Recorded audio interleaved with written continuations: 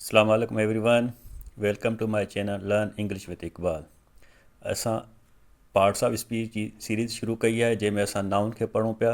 Noun में असां ॿ पार्ट ऑलरेडी पढ़ी चुका आहियूं, जंहिंमें विजिएबल, फीलिंग स्टेट, इक्विवेलेंट। सेकेंड में पार्ट में असां सब्जेक्ट, ऑब्जेक्ट, कॉम्प्लीमेंट, जेंडर इहो पढ़ी चुका आहियूं। हाणे असां पार्ट 3 में पढ़ंदासीं केसिस। त नाउन केसिस छा हूंदो आहे, उनजो नाउन में इस्तेमालु कीअं थींदो आहे ऐं उनजो कहिड़ो रोल आहे नाउन में। अचो त गॾिजी सिखूं ऐं पढ़ूं। Noun cases. Noun case tells us about the position of that noun in a sentence. चए थो त माना नाउन असांखे ॿुधाए थो त उन जी सेंटेंस में पोज़ीशन कहिड़ी आहे। त उन जा 5 क़िस्म आहिनि: नॉमिनेटिव आहे, ऑब्जेक्टिव आहे, डेटिव आहे, पोज़ेसिव आहे, वोकेटिव आहे। इहे 5 उन जा टाइप्स आहिनि जेके नाउन केस में इस्तेमालु थींदा आहिनि ऐं उन्हनि जो हूंदा ई बि नाउन आहिनि, पर हिन इस्तेमालु मुख़्तलिफ़ हूंदो आहे। किथे को ऑब्जेक्ट में इस्तेमालु थींदो, को नाउन में सब्जेक्ट में इस्तेमालु थींदो, को डेटिव में इस्तेमालु। डेटिव छा थींदी आहे, वोकेटिव छा आहे, पॉज़िटिव इस्तेमालु कीअं ऐं उहो छा आहे, उहे सभु नाउन हूंदा आहिनि ऐं उन इस्तेमालु नाउन ई थींदो आहे। इन करे असांखे सम्झणु सिखणु लाज़िमन आहे। अचो त गॾिजी उनखे सिखूं ऐं सम्झूं। सभ खां पहिरीं आहे नॉमिनेटिव। नॉमिनेटिव खे सब्जेक्ट बि चयो वेंदो आहे। The nominative case tells who is doing the work in the sentence. चए थो नॉमिनेटिव या सब्जेक्ट असांखे ॿुधाईंदो आहे त सेंटेंस में कम जो कंदड़ केरु आहे, डूअर केरु आहे, उहो असांखे ॿुधाईंदो। उनखे असां चवंदासीं नॉमिनेटिव या सब्जेक्टिव केस। उहो जी मिसाल आहे अली सिंग्स अ सॉन्ग। हाणे गानो केरु चवे थो, अली चवे थो। कम जो कंदड़ केरु आहे, अली। अली छा थियो, अली डूअर आहे। त डूअर आहे त माना हीउ सब्जेक्ट थियो। सिंग्स वर्ब आहे, अ सॉन्ग ऑब्जेक्ट। असां हिन महिल असां सब्जेक्ट खे ॻाल्हाईंदासीं त सब्जेक्ट जो कमु छा आहे। जंहिंमें असांखे वाट या हू जो रिप्लाई मिले त उहो सम्झिजो सब्जेक्ट आहे। मिसाल आहे अली सिंग्स अ सॉन्ग, हू sings a song, Ali sings a song. माना हू जॾहिं असां सुवालु कयोसीं त हू में असांखे ख़बर पइजी, रिप्लाई में असांखे मिलियो Ali, Ali sings a song. What असां तॾहिं इस्तेमालु कयूं जॾहिं थिंग हुजे। मिसाल जॾहिं बि हू ऐं वाट सां क्वेश्चन ठहे त उहो सब्जेक्ट हूंदो। मिसाल आहे who sings a song, Ali sings a song. मिसाल हिते ॿियो सेंटेंस आहे the book is new. Question ठहंदो what is new. What thing लाइ इस्तेमालु थींदी आहे, हू पर्सन लाइ इस्तेमालु थींदो आहे। Who sings a song, Ali sings a song. What is new, the book is new. त वाट ऐं हू जॾहिं बि क्वेश्चन ठहे त उहो सब्जेक्ट लाइ ठहंदो। त काइंडली ही ज़हन में रखिणो आहे त जॾहिं बि को सेंटेंस में को क्वेश्चन ठहे त उहो सम्झिजो। अगरि हू सां को क्वेश्चन ठहे त उहो सम्झिजो सब्जेक्ट पर्सन हूंदो। अगरि वाट सां क्वेश्चन ठहे त सम्झी वञिजो सब्जेक्ट थिंग हूंदो। त ही आहे सब्जेक्ट केस। हाणे असां पढ़ंदासीं ऑब्जेक्ट केस। त ऑब्जेक्ट जो कमु छा आहे नाउन केस में। सब्जेक्ट असां ॾिठोसीं, सब्जेक्ट हू या वाट सां क्वेश्चन ठहे त उहो सब्जेक्टिव केस आहे। ऑब्जेक्ट या अक्यूज़ेटिव केस, हिनखे ऑब्जेक्टिव चइबो, अक्यूज़ेटिव चइबो। अक्यूज़ेटिव ऐं ऑब्जेक्ट में थोरो फ़र्क़ु आहे, उहो बि सिखी वठंदासीं। Objective case means the person or thing that the action happens to. जिते एक्शन थिए उहो ऑब्जेक्ट हूंदो, जेको डूअर हूंदो, जेको एक्शन कंदड़ हूंदो, जेको कम जो कंदड़ हूंदो, उहो सब्जेक्ट हूंदो। इहो फ़र्क़ु आहे, यादि रखिजो। सब्जेक्ट कम जो कंदड़ हूंदो ऐं ऑब्जेक्ट जेको आहे उहो रिसीवर हूंदो, एक्शन रिसीव कंदो, त उन ते जेको कमु थींदो। मिसाल जीअं आहे अली सिंग्स अ सॉन्ग्स। अली मथे लिखियोसीं अली सिंग्स अ सॉन्ग, त अली जेको आहे सब्जेक्ट, हिते बि उहो ई साॻियो सब्जेक्ट, हिते कोई फ़र्क़ु न आहे। त अली एक्शन कंदड़ जेको डूअर आहे उहो सब्जेक्ट आहे, उहो अली आहे। सिंग्स वर्ब आहे। रिसीवर जेको आहे सॉन्ग आहे, त रिसीवर जेको सॉन्ग थींदो उहो थींदो ऑब्जेक्टिव। ऑब्जेक्टिव केस चइबो हिनखे, माना छो त हीउ रिसीवर आहे। Things that the action happens to, जंहिं ते मथां एक्शन थिए, जेको एक्शन जंहिं मथां कयो वञे उहो ऑब्जेक्ट हूंदो आहे। त ऑब्जेक्ट हमेशह वर्ब खां बाद में ईंदो आहे, सब्जेक्ट वर्ब खां पहिरीं ईंदो आहे, इहो यादि रखिजो। हींअर जेको क्वेश्चन ठहंदो उहो होम या वाट सां ठहंदो, ऐं सब्जेक्ट में जेको क्वेश्चन ठहे पियो हू या वाट सां ठहे पियो। त इहो यादि रखिजो त हू ऐं वाट सां अगरि क्वेश्चन ठहे त उहो सब्जेक्ट हूंदो। वाट या होम सां क्वेश्चन ठहे त उहो जेको आहे ऑब्जेक्ट हूंदो। मिसाल Ali sings a song, what does Ali sing, Ali sings a song. माना जवाबु आयो Ali sings a song. Song जो जॾहिं जवाबु आयो त उहो आहे वाट जो क्वेश्चन, उहो थींदो ऑब्जेक्ट। मिसाल आई सा अली, मूं अली खे ॾिठो। होम डिड यू सी, आई सा अली। अली जो रिप्लाई ईंदो, होम जेको आहे इहो हिन जो ऑब्जेक्ट आहे। त हीअ माना जॾहिं ऑब्जेक्ट में ॻाल्हि ईंदी त उनजो क्वेश्चन जेको होम सां ठहंदो या वाट सां ठहंदो। अगरि सब्जेक्ट हूंदो त उनजो क्वेश्चन वाट या हू सां ठहंदो। अक्यूज़ेटिव केस में इहो फ़र्क़ु आहे त अक्यूज़ेटिव केस आहे a noun which comes after preposition is also said to be in the accusative case. मिसाल सेंटेंस आहे the book is on the desk. On जेका आहे ही प्रीपोजिशन आहे, प्रीपोजिशन खां पोइ डेस्क नाउन आहे. ऑन खां पोइ जेको ऑब्जेक्ट आयो उहो अक्यूज़ेटिव हूंदो, माना प्रीपोजिशन खां पोइ जेको ऑब्जेक्ट हूंदो अक्यूज़ेटिव ऑब्जेक्ट हूंदो. इहो फ़र्क़ु आहे. हू जेको ऑब्जेक्ट हूंदो उहो डायरेक्ट ऑब्जेक्ट हूंदो जंहिं ते एक्शन थिए थो, ऐं जेको प्रीपोजिशन खां पोइ ईंदो उहो अक्यूज़ेटिव ऑब्जेक्ट सॼो ईंदो आहे हुनखे. त इहो यादि रखिजो. क्वेश्चन में अगरि को अचे त भाई अक्यूज़ेटिव ऐं ऑब्जेक्ट में कहिड़ो फ़र्क़ु आहे, त ऑब्जेक्ट जेको आहे डायरेक्ट ईंदो आहे. जीअं मिसाल Ali sings a song, verb खां पोइ डायरेक्ट आयो. The book is on the table, हिते वर्ब खां पोइ प्रीपोजिशन खां पोइ आयो ऑब्जेक्ट. त माना इहो थींदो अक्यूज़ेटिव केस, हू थींदो ऑब्जेक्टिव केस, हीअ थींदो अक्यूज़ेटिव केस. होपफुली तव्हांखे इहो बि सम्झ में अची वियो हूंदो. हाणे नॉमिनेटिव सब्जेक्टिव पढ़ियोसीं, ऑब्जेक्टिव अक्यूज़ेटिव पढ़ियोसीं. हाणे असां पढ़ंदासीं डेटिव. डेटिव बि पार्ट आहे ऑब्जेक्टिव जो. हिन में there are two types of object हूंदा आहिनि. हिकिड़ो डायरेक्ट ऑब्जेक्ट हूंदो आहे, ॿियो इनडायरेक्ट ऑब्जेक्ट. जेको इनडायरेक्ट ऑब्जेक्ट हूंदो आहे उहो ई डेटिव हूंदो आहे. त उनखे पहिरीं पढ़ूं, अचो सम्झो. डायरेक्ट ऑब्जेक्ट जेको आहे, direct object is the person or thing that receive the action directly. जंहिंखे डायरेक्ट एक्शन रिसीव थिए उहो डायरेक्ट ऑब्जेक्ट हूंदो आहे. ऐं इनडायरेक्ट उनखे चइबो आहे, जंहिंजी डेफिनेशन आहे indirect object is the person or thing who get something in the sentence. जंहिंखे सेंटेंस में का शइ मिले पर इनडायरेक्ट मिले त उनखे इनडायरेक्ट ऑब्जेक्ट चइबो आहे. जीअं मिसाल हिकिड़ो मथे सेंटेंस में लिखियो आहे आई गिव अ पेन, मूं हिकु पेन ॾिनी, जंहिंजो क्वेश्चन ठहंदो वाट सां. आई गिव अ पेन, ही ऑब्जेक्ट आहे, डायरेक्ट ऑब्जेक्ट आहे, मूं पेन ॾिनी. आई सेट ऑन द चेयर, मां कुर्सी ते वेठुसि, ही set on the chair. On preposition आहे, प्रीपोजिशन खां पोइ अची वियो त अक्यूज़ेटिव थी वियो. ही अक्यूज़ेटिव केस थियो, हू डायरेक्ट ऑब्जेक्टिव थियो. हाणे इनडायरेक्ट जी मिसाल आहे I give Ali a pen. हाणे हिन में आई गिव, पोइ अली बि नाउन आहे, पेन बि नाउन आहे, ॿ नाउन आहिनि. त इन में असांखे ॾिसणो आहे त जेको असांखे अगरि वाट सां रिप्लाई मिले त उहो डायरेक्ट ऑब्जेक्ट आहे. अगरि असांखे होम सां रिप्लाई मिले त उहो इनडायरेक्ट ऑब्जेक्ट आहे. मिसाल आहे I give what a pen, हीअ असांजो थियो direct object. Ali home Ali, I give a pain home Ali. Ali जेको आहे असांजो इनडायरेक्ट ऑब्जेक्ट आहे. त ही डेटिव आहे.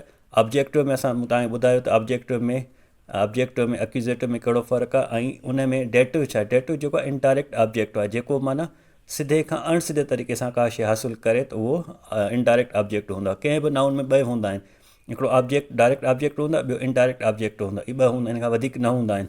मिसाल जी हीअ आहे सब्जेक्ट आहे, गिव वर्ब आहे, अली इनडायरेक्ट ऑब्जेक्ट आहे, अ पेन डायरेक्ट ऑब्जेक्ट आहे.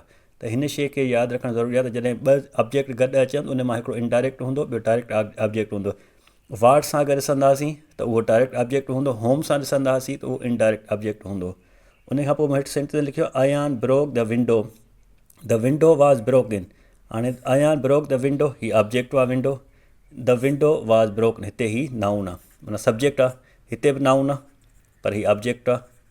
हिते ही सब्जेक्ट नाउन. हाणे द विंडो हिते बि साॻी आहे, द विंडो हिते बि साॻी आहे. त इहा शइ सम्झण जी आहे त नाउन कॾहिं बि पंहिंजी सूरत चेंज न कंदो आहे. प्रोनाउन चेंज थींदो आहे, नाउन चेंज न थींदो. नाउन मिसाल द विंडो हिते बि उहो ई आहे, ऑब्जेक्ट में उते बि उहो ई विंडो थियो.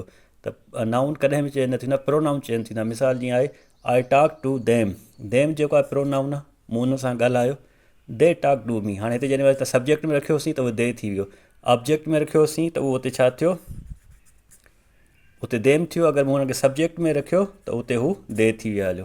त इहो हिन में फ़र्क़ु हूंदो आहे. त असां नॉमिनेटिव खे बि सम्झोसीं, अक्यूज़ेटिव खे बि सम्झोसीं, ऐं डेटिव खे बि सम्झोसीं. डेटिव में इनडायरेक्ट ऑब्जेक्ट छा थींदो आहे, ऐं अक्यूज़ेटिव उहो हूंदो आहे जेका प्रीपोजिशन इस्तेमालु थींदी आहे. नॉमिनेटिव जेको हर सेंटेंस जो डूअर हूंदो आहे, उहो नॉमिनेटिव सब्जेक्टिव केस हूंदो आहे. त subjective case, accusative case, objective case ऐं डेटिव केस असां सम्झासीं. हाणे असां सम्झासीं वोकेटिव केस छा आहे नाउन में. हाणे आहे वोकेटिव या एड्रेसल, ॿियो हिन नालो एड्रेसल केस या वोकेटिव केस, ॿिन्ही मां को बि नाले सां सॼी सघिजे थो हिनखे.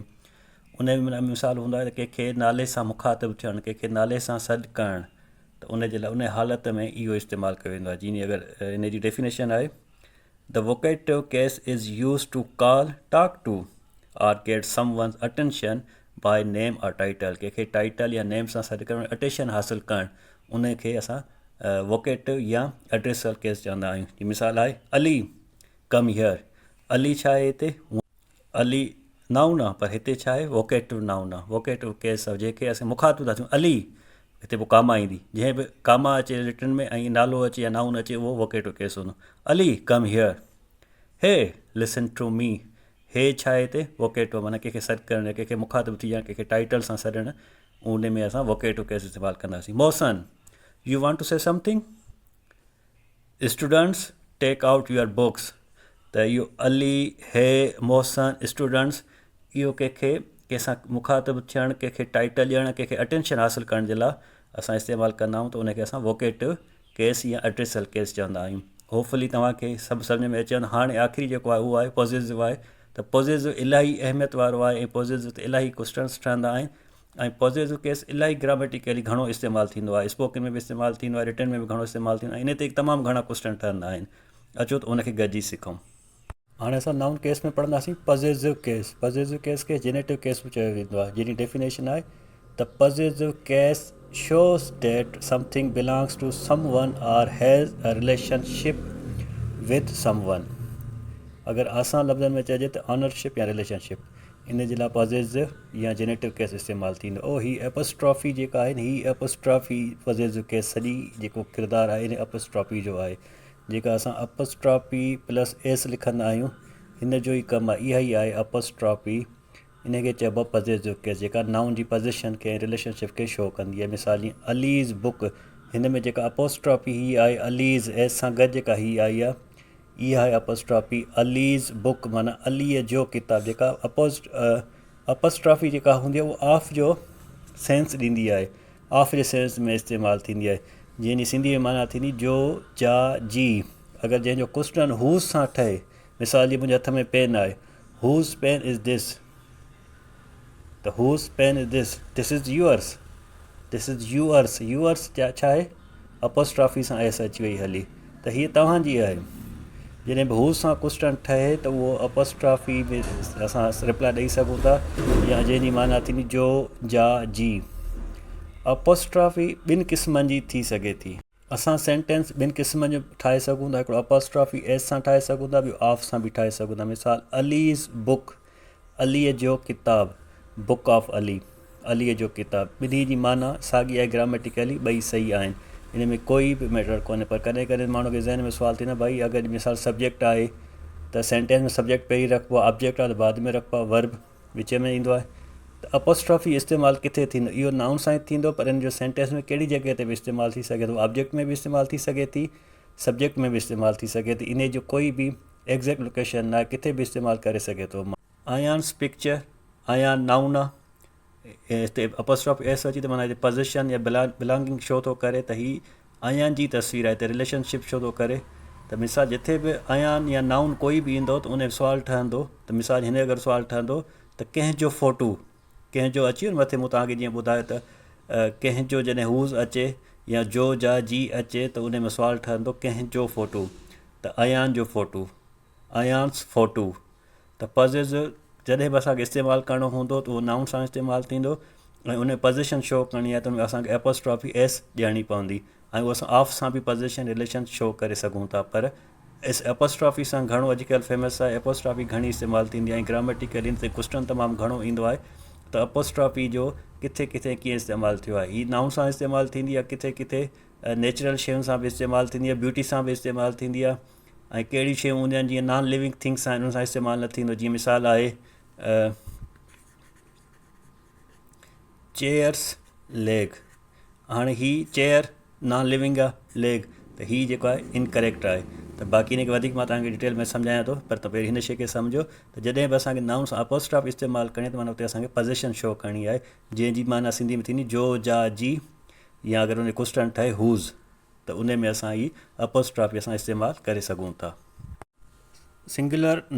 सिंगुलर नाउन मिसाल जीअं Ayan's picture the boys picture Ayan's picture Ayan singular आहे त उन सां असां एपोस्ट्रॉफी ॾिनीसीं एस सां त उहो ऑफ जो असांखे सेंस ॾींदो द बॉइज़ उनखे असां एपोस्ट्रॉफी एस ॾिनीसीं त असांखे ऑफ जो सेंस ॾींदो इहो थी वियो singular noun Ayan's picture the boys picture इहो थी प्लूरल मिसाल आहे प्लूरल में हाणे द बॉइज़ हिन में ऑलरेडी एस आहे boys picture the girls school हाणे इन में ऑलरेडी एस आहे त इन में असां एपोस्ट्रॉफी छा हीअं ॾींदासीं त बॉय इज़ या गर्ल्स एपोस्ट्रॉफी एस छा डबल एस ईंदी इन्हनि में? ही क़तई ग़लति आहे, ईअं न थींदो। इन खे ठाहिण जो तरीक़ेकार इहो हूंदो त the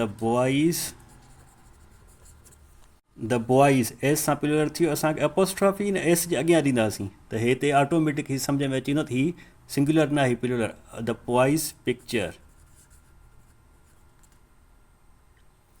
the girls school, the girls असां सिंगुलर प्लूरल हिनखे रहण ई ॾींदासीं, प्लूरल रहंदो। असांखे एपोस्ट्रॉफी मथां एस खां बाद में मथां मिसाल जी आहे बॉइज़, हे बॉय थी वियो सिंगुलर आहे। अगरि इनखे असां पॉज़िटिव केस कंदासीं त असां हिनखे हिते एस ॾींदासीं, हे थी वियो बॉइज़ माना छोकिरे जो। अगरि ही बॉइज़ ही जम आहे, प्लूरल आहे, त असां हुनखे प्लूरल जो असांखे पॉज़िटिव केस बणाइण जे लाइ असां हिनखे एस जे अॻियां एपोस्ट्रॉफी लॻाईंदासीं त हू ऑटोमेटिक प्लूरल थी वेंदो।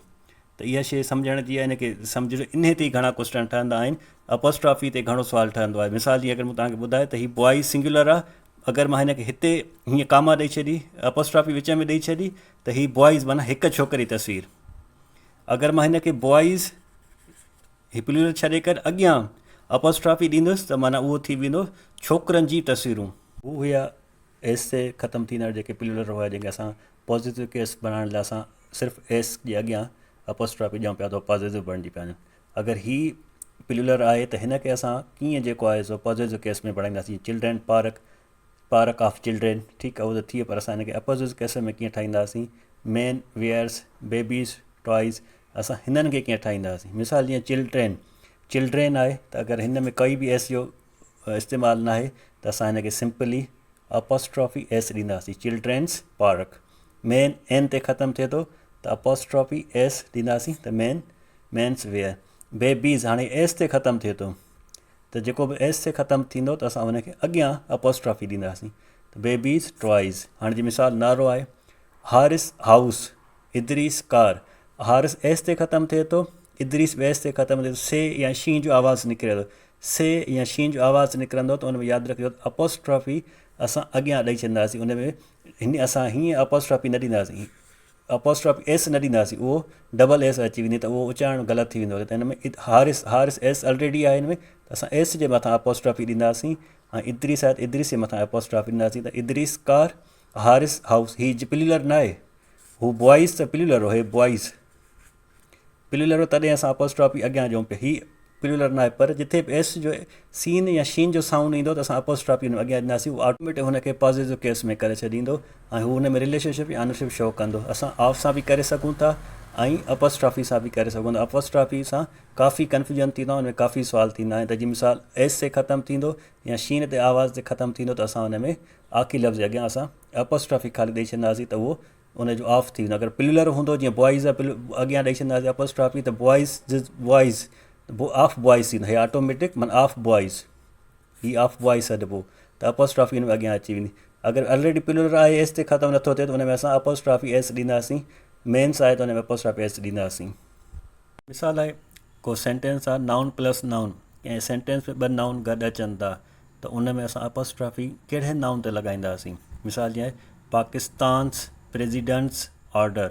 हाणे हिन पाकिस्तान में एपोस्ट्रॉफी एस आहे, प्रेसिडेंट में बि एपोस्ट्रॉफी एस आहे, त हिन ॿिन्ही मां करेक्ट कहिड़ो आहे, पाकिस्तान्स करेक्ट आहे या प्रेसिडेंट्स ऑर्डर करेक्ट आहे। जीअं हेठां स्कूल्स डायरेक्टर्स डिसीशन, स्कूल्स में बि एपोस्ट्रॉफी लॻल आहे, डायरेक्टर्स में बि एपोस्ट्रॉफी लॻल आहे, डिसीशन ही बि नाउन आहे, ही बि नाउन आहे, पाकिस्तान बि नाउन आहे, प्रेसिडेंट बि नाउन आहे। त इन मां असांखे कहिड़े नाउन ते असांखे एपोस्ट्रॉफी लॻाइणी आहे, त उहो असांखे सम्झणो पवंदो। इन खां पोइ जॾहिं बि किथे बि कंहिं सेंटेंस में ॿ नाउन अचनि था, हिकिड़ो जी मिसाल पाकिस्तान आहे, ॿियो प्रेसिडेंट आहे, त उन मां असां आख़िरी जेको नाउन हूंदो, पोयों जेको नाउन हूंदो, असांखे उन ते एपोस्ट्रॉफी लॻाइणी पवंदी, पहिरें नाउन ते एपोस्ट्रॉफी न लॻाइणी। त उन सेंस में ही बि ग़लति आहे ऐं ही बि ग़लति आहे। सही जेको आहे प्रेसिडेंट ऑफ पाकिस्तान्स ऑर्डर, ही करेक्ट आहे। डायरेक्टर ऑफ स्कूल्स डिसीशन, ही करेक्ट आहे। हाणे डायरेक्टर खां पोइ प्रिपोजिशन ऑफ अची वियो, स्कूल्स में एपोस्ट्रॉफी एस अची वियो, हिन में बि हिकिड़ो नाउन, ही ॿियो नाउन, हिकिड़ो नाउन डायरेक्टर आहे, ॿियो नाउन स्कूल्स आहे, हिन में हिकिड़ो नाउन प्रेसिडेंट आहे, ॿियो पाकिस्तान आहे। पोएं नाउन में जेको मूं तव्हांखे ॿुधायो, त सेकंड नाउन में असां एपोस्ट्रॉफी ॾींदासीं, त सेकंड नाउन ॿिन्ही में एपोस्ट्रॉफी अची, त माना हू सही आहे। मथियों जेको सेंटेंस हुयो पाकिस्तान्स प्रेसिडेंट्स ऑर्डर, इहो ग़लति हुयो। स्कूल्स डायरेक्टर्स डिसीशन इहो ग़लति हुयो।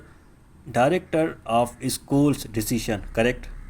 President of Pakistan's order correct आहे। त जंहिंमें असां सेकंड जेको नाउन हूंदो असां हुन में एपोस्ट्रॉफ इस्तेमालु कंदासीं त उहो सही थींदो। पोइ आहे noun common noun. Noun common noun जॾहिं बि अचे त असां उनखे चइबो आहे अपोज़िशन। जॾहिं बि नाउन सां गॾु ॿियो नाउन अचे त उहो अपोज़िशन हूंदो। असां उन में बि सेकंड नाउन में असां इस्तेमालु कंदासीं। जीअं मिसाल आयान कमा अची वई। My best friends house. Friend छा आहे नाउन आहे, बेस्ट फ्रेंड नाउन। जॾहिं बि ॿ नाउन ईंदा अपोज़िशन उनखे सॾिबो आहे। मिसाल जीअं हिकिड़ो मां तव्हांखे मिसाल ॾियां त बाबर कामा टीम कैप्टन कामा मेड सेंचुरी। त जॾहिं बि नाउन खां पोइ ॿियो नाउन अचे कामा सां गॾु ईंदो उहो, उनखे शुरू में बि कामा हूंदी आख़िर में बि कामा हूंदी त उहो सम्झो त अपोज़िशन आहे। अपोज़िशन जो मक़सदु हूंदो आहे एक्स्ट्रा इन्फॉर्मेशन ईंदो आहे नाउन जी। हू बि नाउन हूंदो आहे पर एक्स्ट्रा इन्फॉर्मेशन नाउन जी। त बाबर जेको टीम जो कप्तान आहे 100 रन्स ठाहियूं। हिते बि उहो ई आयान माई बेस्ट फ्रेंड्स हाउस। त अपोस्ट्रॉफी जेका आहे असां सेकंड नाउन में इस्तेमालु कंदासीं। आयान फर्स्ट नाउन आहे, बेस्ट फ्रेंड जेको आहे सेकंड नाउन आहे। त जॾहिं बि नाउन प्लस नाउन ॿ नाउन सेंटेंस में ईंदा त असां पोएं नाउन ते असां अपोस्ट्रॉफी ईंदासीं, पहिरें नाउन ते अपोस्ट्रॉफी असां न लॻाईंदासीं। नाउन प्लस नाउन या नाउन कामा नाउन अचे त असां अपोस्ट्रॉफी किथे लॻाईंदासीं। हीअ आहे कॉमन पोज़ीशन। कॉमन पोज़ीशन छा आहे? मिसाल जीअं आहे ही कॉमन पोज़ीशन मिसाल हिकिड़ो घरु आहे। जीअं त सेंटेंस आहे this is Munir's and Shabir's house. This is Munir and Shabir's house. हाणे हिन में एपोस्ट्रॉफी कोन्हे, हिन में एपोस्ट्रॉफी आहे, हिन में बि एपोस्ट्रॉफी आहे। ॾिसो त ॿिन्ही मां सेंटेंस कहिड़ो सही आहे। पहिरीं त कॉमन खे सम्झो त मिसाल हीअ हाउस आहे, इहो हाउस, हिन हाउस सां मुनीर बि रिलेटेड आहे, शबीर बि रिलेटेड आहे। ॿई इन हिकिड़े घर सां रिलेटेड आहिनि त इहो थियो कॉमन पोज़ीशन। इहा सम्झ में अची वई त कॉमन पोज़ीशन माना ॿिन्ही नाउन जे इस्तेमाल में थींदी, उहा थींदी कॉमन पोज़ीशन। पर सुवालु इहो आहे त कॉमन पोज़ीशन में अपोस्ट्रॉफी असांखे किथे लॻाइणी आहे? अपोस्ट्रॉफी इस्तेमालु छा ॿिन्ही ते लॻंदो, शबीर ते बि लॻंदी, मुनीर ते बि लॻंदी, या आख़िरी शबीर ते लॻंदी या पहिरीं मुनीर ते लॻंदी? सुवालु इहो आहे। यादि रखो त जॾहिं बि नाउन, हीअ मुनीर बि नाउन आहे, शबीर बि नाउन, कॉमन नाउन जॾहिं बि नाउन इस्तेमालु थींदो उहो एंड सां इस्तेमालु थींदो, उहो एंड सां जुड़ियल हूंदो ऐं उहो ई कॉमन नाउन हूंदो। ऐं जॾहिं बि असां एपोस्ट्रॉफी इस्तेमालु कंदासीं त असां आख़िरी नाउन सां इस्तेमालु कंदासीं। जीअं मिसाल हिते जीअं शबीर्स आहे, the Munir and Shabir's house, माना इन मां असांखे इहा वाज़िह थियो त हीअ जेको घरु आहे इहो शबीर बि इन जी पोज़ीशन आहे, शबीर वटि बि रिलेशनशिप इन जो इन सां आहे ऐं मुनीर जो बि इन सां रिलेशनशिप आहे। त माना घरु हिकिड़ो ई आहे, उहो ॿिन्ही जो आहे। अगरि जे हीअ असां ॾिसूं था मुनीर एंड शबीर्स हाउस, हीअ बि पंहिंजी जॻह ते सही आहे पर हीअ स्प्लिट में ईंदो, सेपरेट में ईंदो। हिते हिन वक़्तु असां कॉमन था पढ़ूं त कॉमन में हीअ सही थींदो the Munir and Shabir's house. छो त एपोस्ट्रॉफी असां आख़िरी नाउन ते लॻाईंदासीं, उन में इहा ई शइ पोज़ीशन शो कंदी त हीअ जेको घरु आहे उन सां ॿ नाउन जुड़ियल आहिनि, मुनीर बि उन सां जुड़ियल आहे, शबीर बि उन सां जुड़ियल आहे। त माना उहो थियो कॉमन नाउन। त उन में असांखे पोज़ीशन जे लाइ असांखे एपोस्ट्रॉफी जेको आहे ॿिए नंबर नाउन सां लॻाइणी पवंदी, त उन में असांखे ख़बर पइजी त हीअ हिकिड़ी शइ आहे जेका ॿिनि सां जुड़ियल आहे। इहो थियो कॉमन पोज़ीशन, जंहिंमें असां कॉमन पोज़ीशन में हाउस हिकिड़ो ई आहे, उन जा ऑनर ॿ आहिनि, मुनीर ऐं शबीर। त असां अपोस्ट्रॉफी आख़िर सां ॾींदासीं। ॿियो आहे स्प्लिट पोज़ीशन। स्प्लिट पोज़ीशन में मिसाल जीअं आहे हिकिड़ो हीउ घरु आहे, ॿियो हीउ घरु आहे, हीउ ॿ घर आहिनि। हिकिड़ो घरु हीउ मुनीर जो आहे, हीउ ॿियो घरु शबीर जो। हाणे हीउ ॿ घर अलॻि थी विया, हुन में छा हुयो, हिकिड़ो ई घरु हुयो जंहिंसां ॿई रिलेटेड हुया, मुनीर बि हुयो शबीर बि हुयो। हाणे हीउ ॿ घर आहिनि, हिकिड़ो मुनीर जो आहे, ॿियो शबीर जो घरु आहे। त उन में अपोस्ट्रॉफी जेका थींदी असां ॿिन्ही में ॾींदासीं। हीअ हेठियों ग़लति थींदा। कॉमन में छा पियो थिए त ॿिनि मां हिकिड़े ते अपोस्ट्रॉफी अचे पई, जेको आख़िरी नाउन उन ते असां अपोस्ट्रॉफी ॾियूं पिया, त हिकिड़े घरु आहे उहो ॿिन्ही सां रिलेशन में अचे थो। हिते जेको स्प्लिट पोज़ीशन में ॿ घर आहिनि, ऑनर बि ॿ आहिनि, हिकिड़ो मुनीर आहे ॿियो शबीर आहे, त ॿिन्ही में अपोस्ट्रॉफी इस्तेमालु थींदी। त इहा शइ यादि कयो, स्प्लिट में जॾहिं बि शइ थींदी त ॿिन्ही में अपोस्ट्रॉफी, ॿिन्ही नाउन ते अपोस्ट्रॉफी ईंदी। अगरि कॉमन पोज़ीशन में इस्तेमालु थींदी त उन मां हिकु जेको लास्ट जेको सेकंड जेको हूंदो उन ते असां अपोस्ट्रॉफी इस्तेमालु कंदासीं। अपोस्ट्रॉफी जेका आहे उहा नॉन लिविंग थिंग सां इस्तेमालु न थींदी। मिसाल जीअं एपोस्ट्रॉफी आहे नॉन लिविंग थिंग सां इस्तेमालु न थींदी, लिविंग सां इस्तेमालु थींदी। ऑफ जेका प्रीपोज़ीशन आहे उहा ऑफ नॉन लिविंग सां बि इस्तेमालु थी सघे थी, लिविंग सां बि इस्तेमालु थी सघे, ॿिन्ही सां इस्तेमालु थी सघे थी। पर अपोस्ट्रॉफी जेका आहे उहा नॉन लिविंग थिंग्स जेके बेजान शइ उन सां इस्तेमालु न थींदी ऐं लिविंग शइ सां इस्तेमालु थींदी। मिसाल जीअं आहे आयान्स बुक, हिते अपोस्ट्रॉफी हिन में आहे आयान्स बुक, बुक ऑफ आयान। ठीकु आहे, हीअ बि सही आहे, हीअ बि सही आहे। टेबल्स लेग, हाणे टेबल नॉन लिविंग एटम आहे त उन सां एपोस्ट्रॉफी इस्तेमालु न थींदी, अ लेग ऑफ टेबल, हीअ सही थींदो। कोट्स कलर, कोट नॉन लिविंग आहे त ही इनकरेक्ट थींदो, द कलर ऑफ कोट ही करेक्ट थींदो। एक्सेप्शनल शयूं जिन सां असां एपोस्ट्रॉफ इस्तेमालु करे सघूं था जेके नॉन लिविंग थिंग्स आहिनि। नॉन लिविंग थिंग्स उन वक़्तु जेके उहे शयूं इस्तेमालु थींदियूं उनखे चइबो आहे पर्सोनिफाइड, जंहिंमें मिसाल अहिड़ी का शइ जंहिंमें ख़्यालु आहे, सोच आहे या कुदरती का अहिड़ी का शइ आहे जेका इंसान वांगुरु ॾेखारे वई आहे, उहा शइ इंसान वांगुरु ट्रीट करे थी, इंसान वांगुरु ॻाल्हाए थी, त उनखे पर्सोनिफाइड चयो वेंदो आहे ऐं उहा लिविंग थिंग में इस्तेमालु कयूं, उन में असां एपोस्ट्रॉफी असां इस्तेमालु करे सघूं था। मिसाल जीअं आहे द सिटी नेवर स्लीप्स, शहर न सुम्हंदो आहे। हाणे सिटी लिविंग थिंग त न आहे पर पोइ बि सुम्हे थो, इट मीन्स माना हू पर्सोनिफाइड आहे। The sun smiled at me, सिॼु मूं ते खिले थो। मिसाल जे माण्हू खे अहिड़े ख़ूबसूरत वारी जॻहि ते वियो माण्हू चवंदो आहे मूंखे ख़ूबसूरती हिन जी शहर जी, हिन इलाइक़े जी, हिन शइ जी ख़ूबसूरती मूंखे मदहोश करे छॾियो आहे। उहा ख़ूबसूरती छा आहे, उहा पर्सोनिफाइड आहे, त उहा इंसान सां किथे न किथे उहा लिंक करे थी, इंसान सां जुड़े थी, त उन में जेका ख़ूबसूरती या पंहिंजो ख़्यालु ॾेखारे या सोच ॾेखारे, त उहा जेका पर्सोनिफाइड शइ हूंदी आहिनि उन में असां एपोस्ट्रॉफी इस्तेमालु करे सघूं था। ये नेचर्स लॉ आहे, डेट्स डोर आहे, ये सेंटेंस आहे हिज डेथ वॉज नेचर्स डिसीशन, हिन जो मौत तय हुयो। दीज आर माई जॉइज़ टीयर, ही मुंहिंजी ख़ुशीअ जा ॻोढ़ आहिनि। जॉइज़ छा आहे, इहो पर्सोनिफाइड आहे। कराचीज़ पॉपुलेशन, पॉपुलेशन आबादी सां मुतलिक़ आहे, आबादी सां जुड़ियल आहे, त कराची त सिटी आहे पर जुड़ियल कंहिंसां आबादी सां आहे, त उन में असां एपोस्ट्रॉफी इस्तेमालु करे सघूं था। सिंधीज़ कल्चर, सिंधियुनि जो कल्चर त ठीकु आहे पर सिंध्स कल्चर, सिंध जो कल्चर, सिंध त ख़ुदि कुझु कोन्हे, नॉन लिविंग थिंग आहे पर उन में पर्सोनिफाइड आहे। असांजी असां पंहिंजे ख़्याल में या पंहिंजे सोचनि में असां ॾेखारे सघूं था त उहो का शइ का मूवमेंट करे थी, का शइ हरकत करे थी, जंहिंखे असां पर्सोनिफाइड चवंदा Sindh's culture. New year's occasion, new year इंसान सां जुड़ियल आहे, नए साल इंसानी ख़ुशी मल्हाईंदा आहिनि, त उन करे जिथे बि इंसान जो को न को तालिक़ आहे, पर्सोनिफाइड थिए थी का शइ जेका गैर जानदार आहे, जीअं ख़्यालु आहे, कुदरती शइ जेका असां इंसान वांगुरु ॾेखारियो वञे या इंसान वांगुरु सोचे थी, असां फील करियूं था, उनखे पर्सोनिफाइड चइबो आहे। असां उन में एपोस्ट्रॉफी इस्तेमालु करे सघूं था। जीअं टेबल आहे, टेबल में असां नथा करे सघूं, कोट आहे, कोट में नथा करे सघूं, जेके पर्सोनिफाइड शयूं आहिनि असां उन में एपोस्ट्रॉफी इस्तेमालु करे सघूं था। जीअं पढ़ी आयासीं त नॉन लिविंग सां एपोस्ट्रॉफी इस्तेमालु न थींदी आहे पर कुझु एक्सेप्शनल हुयूं जेके पर्सोनिफाइड हुयूं जंहिंसां एपोस्ट्रॉफी इस्तेमालु थी सघे थी। उन्हनि में कुझु शयूं ही बि आहिनि जंहिंमें टाइम आहे, प्लेस आहे, स्पेस आहे और वेट आहे। इन्हनि सभिनी सां बि एपोस्ट्रॉफी इस्तेमालु थी सघे थी। मिसाल आहे days time, days time, days time छा आहे, टाइम आहे। I will come back with in days time, मां हिकु ॾींहं में वापसि मोटी ईंदुमि। कश्मीर्स ब्यूटी, कश्मीर छा आहे, कश्मीर प्लेस आहे, कश्मीर्स ब्यूटी, कश्मीर प्लेस आहे। फुट्स लेंथ, स्पेस आहे, फुट जी लेंथ केतिरी आहे उहा हे ॿुधाए थो, त हिते स्पेस ॿुधाए थो, फुट्स लेंथ। अ टन्स वेट, टन वेट में अचे थो, त ही वेट जे बारे में, माना जिथे बि टाइम जी ॻाल्हि थींदी, प्लेस जी ॻाल्हि थींदी, स्पेस जी ॻाल्हि थींदी या वेट जी ॻाल्हि थींदी, त उन में बि असां एपोस्ट्रॉफी इस्तेमालु करे सघूं था। उन खां पोइ आहे फ्रेज़ ऐं इडियम्स। फ्रेज़ ऐं इडियम्स में ऑलरेडी एपोस्ट्रॉफी लॻल हूंदी आहे, असां उन सां काई बि छेड़छाड़ नथा करे सघूं, एज़ इट इज़ असां उनखे छॾे ॾींदासीं। मिसाल जीअं एट डेगर्स ड्रॉन, माना जानी दुश्मन। एट आर्म्स लेंथ, फ़ासिले ते। एट डेथ्स डोर, मौत जे मुंहुं। अ स्टोन्स थ्रो, सॾ पंध ते।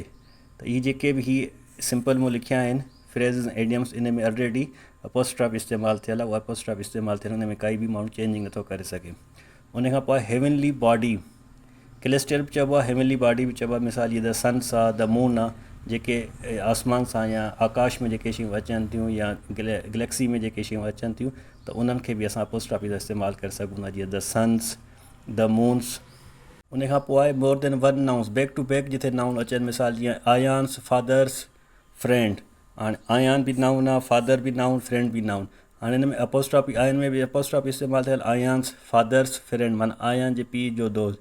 त हाणे इन में असांखे एक्चुअली एपोस्ट्रॉफी किथे ऐं कहिड़े तरीक़े इस्तेमालु कयूं, हीअ त ज़ाहिरी आहे, हीअ त ग़लति आहे। हिन खे सही तरीक़े सां कीअं इस्तेमालु कजे, असां सही तरीक़े सां जेको इस्तेमालु करण जो जेको तरीक़ेकार आहे उहो इहो आहे त जॾहिं हिन टाइप जो तव्हांखे सेंटेंस मिले या हिन टाइप जी करेक्शन मिले, त असां सभ खां पहिरीं जेको आख़िरी जेको लफ़्ज़ हूंदो, आख़िरी जेको नाउन असां हुनखे शुरू में खणी ईंदासीं। फ्रेंड, हिन ॿिन्ही मां असां ऑफ ॾींदासीं। आयान्स, फादर, माना हीअ पहिरीं खणी ईंदासीं, पोइ सेकेंड ते हीअ खणंदासीं, पोइ लास्ट में हीअ खणंदासीं।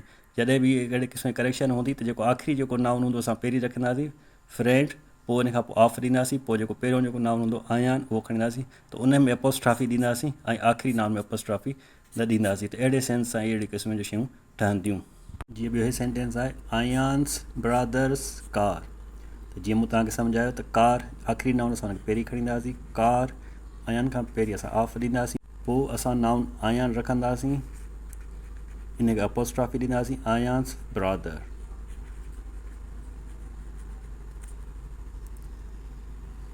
थी वियो कार ऑफ आयान्स ब्रदर।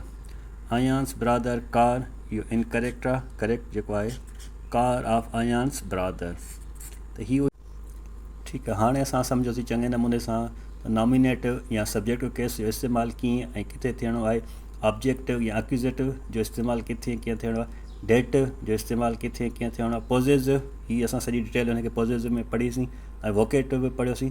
त नाउन केस असांजो अॼु क्लियर थियो, होपफुली तव्हांखे सम्झ में अची वियो हूंदो त नाउन केस जो इस्तेमालु कीअं किथे थियणो आहे ऐं इन नाउन में कहिड़ो रोल आहे। होपफुली तव्हांखे बहितर तरीक़े सां सम्झ में अचे। इंशाल्लाह नए वीडियो में वरी नाउन जे नए केस सां गॾु हाज़िर थींदासीं। अगरि वीडियो तव्हांखे सम्झ में आई आहे ऐं सुठी लॻी आहे त लाइक ऐं सब्सक्राइब ज़रूरु कंदा। Thank you so much.